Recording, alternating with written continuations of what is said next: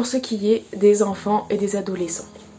Donc, comment ça s'exprime cette perte d'élan vital qu'on peut retrouver parfois chez nos enfants, chez nos adolescents et qui pourrait bénéficier d'un accompagnement avec la psychomote du cœur. Au niveau corporel, ça peut être des enfants ou des ados qui sont agités ou qui sont angoissés. Et cette angoisse peut passer par un isolement, un repli ou des troubles psychosomatiques, c'est-à-dire mal de ventre, mal au corps, mal de tête, vomissement, difficulté à respirer. Ça peut aussi passer par des réactions émotionnelles en plus ou en moins, c'est-à-dire d'intensité inadaptée entre guillemets avec la situation qui la déclenche. Mais pourquoi ça a une intensité trop forte ou très faible? C'est parce que finalement il y a un mal-être et que les choses sont trop contenues, donc soit elles explosent, soit elles se disent plus du tout. Et ça peut être du coup des grosses crises de colère, ça peut être au contraire comme si une amimie, ce qu'on appelle une amimie, c'est-à-dire une absence de réaction émotionnelle au niveau du visage, plus de mimique, comme ça, comme un peu un fantôme qui passe.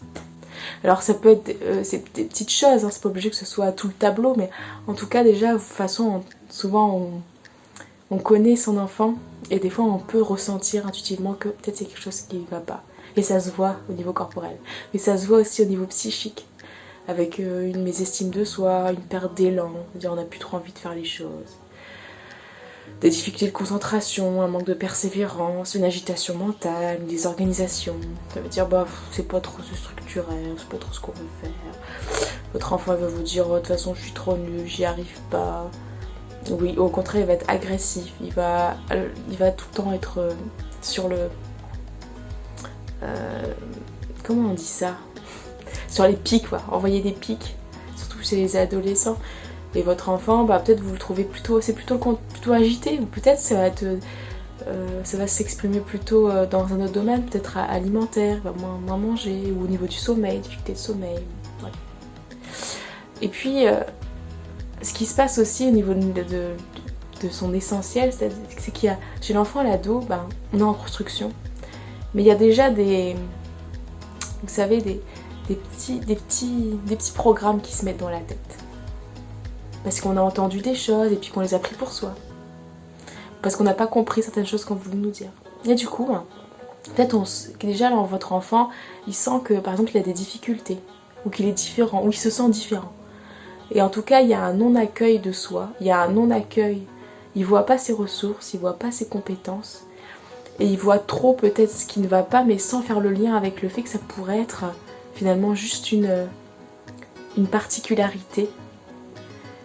Et en tout cas, quand on est dans cette difficulté, ce mal-être, on est tellement mal qu'on n'arrive plus à s'adapter. C'est-à-dire on voit juste que ça va pas, qu'on est différent, mais on voit pas de solution. Et il n'y a pas de capacité de s'adapter parce qu'on n'a pas accueilli sa différence ou ses difficultés comme juste une difficulté. Mais c'est comme si c'était un drame.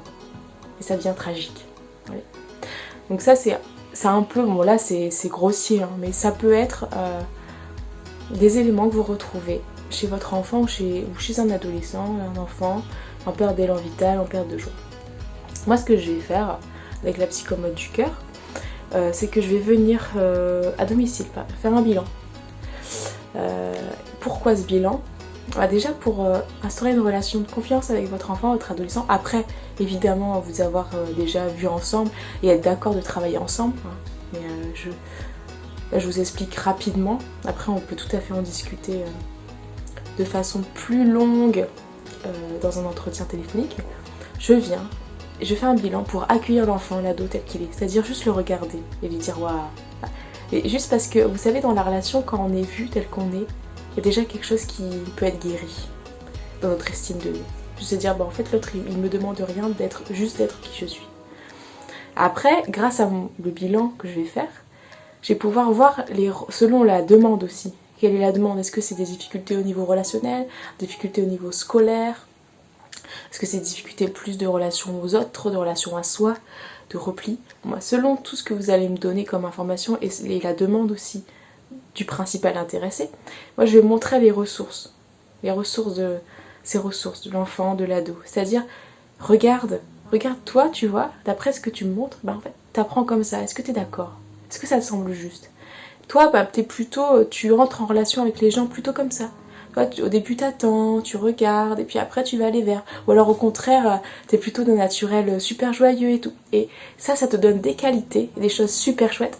Et parfois, par contre, ça peut être pas bien compris ou ça peut être différent chez d'autres. Et alors, peut-être tu comprends pas, peut-être tu te sens à côté, ou peut-être tu vois que c'est pas accueilli comme tu voudrais.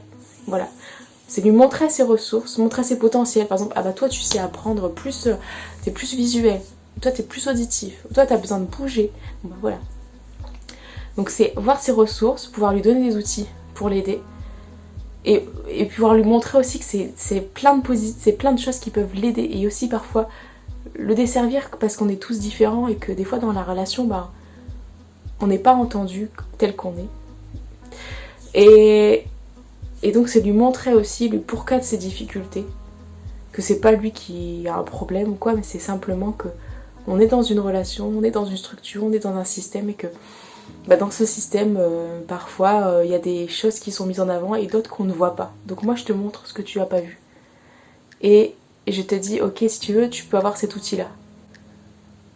Mais l'idée c'est pas de se dire que il faut tout changer, mais au contraire de s'appuyer sur ses potentiels et là où il y a des difficultés, se dire ok, je suis en difficulté dans ce domaine-là, ça ne dit rien de moi, ça dit juste sur ça c'est difficile. Je te donne un outil et par contre n'oublie pas de regarder toute ta particularité parce que chacun est différent.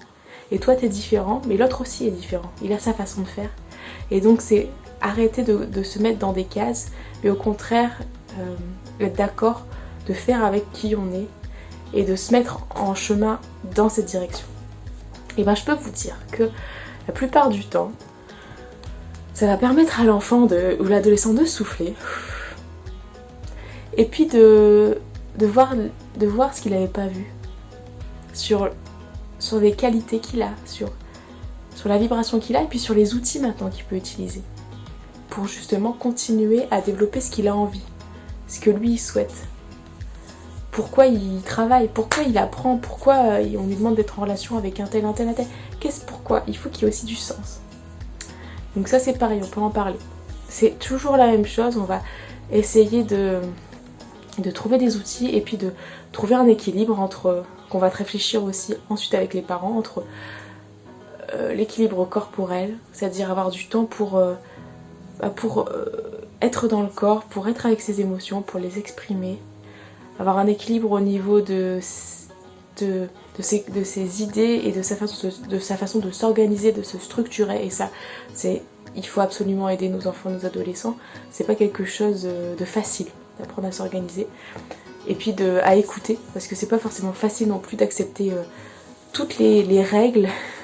Et donc comment je peux faire pour que ce soit pas une contrainte, mais quelque chose qui m'aide à faire des choix dans ma journée. Par exemple, je commence par ça, après je fais autre chose. Voilà. Vous pouvez réfléchir ensemble. Et puis, prendre conscience que chacun a des ressources et des difficultés. Donc voir la différence comme une force et non un frein. C'est-à-dire juste savoir qu'on est tous différents et comprendre qu'on a sa couleur. Et que du coup, avec cette couleur-là, je peux faire certaines choses plus facilement. Peut-être d'autres choses sont plus compliquées, mais c'est normal. Parce qu'on est tous différents, on a tous quelque chose à apporter. On a tous sa partition à jouer pour que l'orchestre puisse être harmonieux. Après, c'est des outils vraiment que je vous propose. À vous de les prendre, à vous de les développer si vous le souhaitez et de les mettre en place au rythme de l'enfant.